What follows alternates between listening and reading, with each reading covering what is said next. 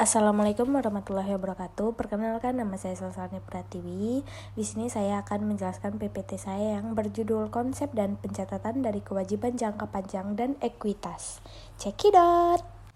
Latar belakang dalam dunia akuntansi, laporan keuangan memiliki peran penting sebagai dasar pengambilan keputusan bagi berbagai pihak, baik internal maupun eksternal perusahaan. Salah satu unsur utama dalam laporan keuangan adalah kewajiban jangka panjang dan ekuitas, yang mencerminkan struktur pendanaan perusahaan. Kewajiban jangka panjang menunjukkan sumber dana yang berasal dari pihak eksternal dengan jangka waktu lebih dari 1 tahun, sedangkan ekuitas menggambarkan hak pemilik atas aset perusahaan setelah dikurangi kewajiban. Menurut Kyoso, WGNT, dan Warfare 2018, kewajiban jangka panjang merupakan kewajiban yang jatuh tempo lebih dari 12 bulan. Konsep kewajiban jangka panjang merupakan salah satu elemen penting dalam struktur keuangan perusahaan karena mencerminkan sumber pendanaan yang berasal dari pihak eksternal dengan jangka waktu pelunasan lebih dari 1 tahun.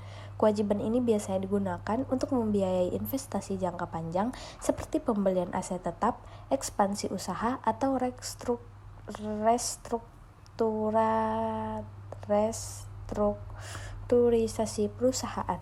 Klasifikasi kewajiban jangka panjang. Klasifikasi kewajiban jangka panjang bertujuan untuk memberikan informasi yang jelas kepada pengguna laporan keuangan mengenai jenis dan sumber kewajiban perusahaan.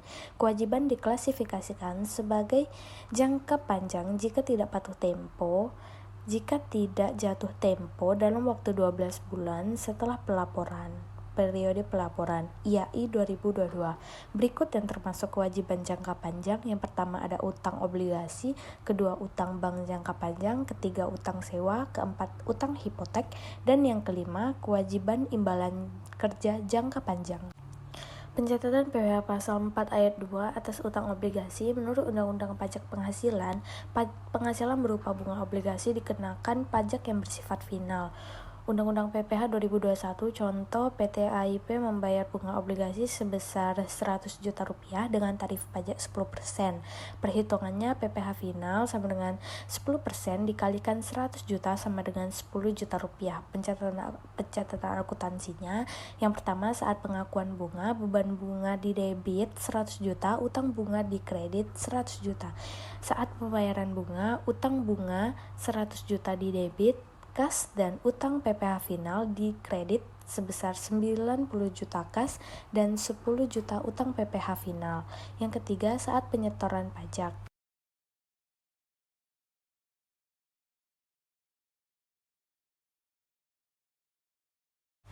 Konsep ekuitas. Ekuitas merupakan hak residual pemilik atas aset perusahaan setelah dikurangi seluruh kewajiban.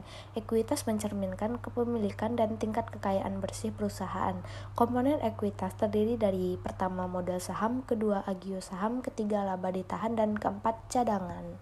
Hubungan kewajiban jangka panjang dan ekuitas. Kewajiban jangka panjang dan ekuitas merupakan dua sumber pendanaan utama yang membentuk struktur modal perusahaan dengan karakteristik berbeda. Kewajiban jangka panjang menimbulkan beban tetap dan resiko karena harus dibayar beserta bunganya, sedangkan ekuitas tidak memiliki kewajiban yang tetap dan memberikan fleksibilitas bagi perusahaan. Hubungan keduanya terlihat dari tingkat penggunaan utang dibandingkan modal sendiri, yang dapat diukur melalui rasio seperti debt to equity ratio. Semakin besar proporsi utang, potensi keuntungan meningkat, tetapi resiko keuangan juga semakin tinggi. Kesimpulan, kewajiban jangka panjang dan ekuitas merupakan dua sumber pendanaan utama yang saling berkaitan dalam membentuk struktur modal perusahaan. Kewajiban jangka panjang berasal dari pihak eksternal dan memiliki kewajiban pembayaran serta jatuh tempo, sedangkan ekuitas merupakan hak pemilik yang mencerminkan kekayaan bersih perusahaan tanpa kewajiban pembayaran tetap. Hubungan keduanya menentukan tingkat rasio dan kinerja perusahaan. Semakin besar penggunaan kewajiban jangka panjang, semakin tinggi risiko keuangan, namun dapat membantu pembiayaan investasi. Sebaliknya, ekuitas lebih stabil tetapi terbatas. Baik, sekian dari saya ucapkan terima kasih. Wassalamualaikum warahmatullahi wabarakatuh.